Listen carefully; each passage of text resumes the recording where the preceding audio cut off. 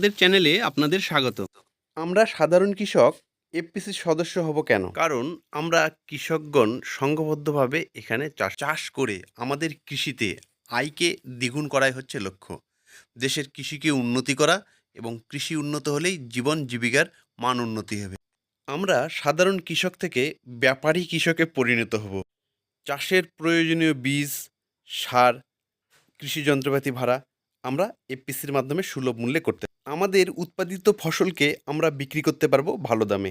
আমাদের চাষের জন্য উন্নত প্রযুক্তির জন্য আমরা প্রশিক্ষণ গ্রহণ করে নিজের স্কিলকে বৃদ্ধি করাতে পারবো।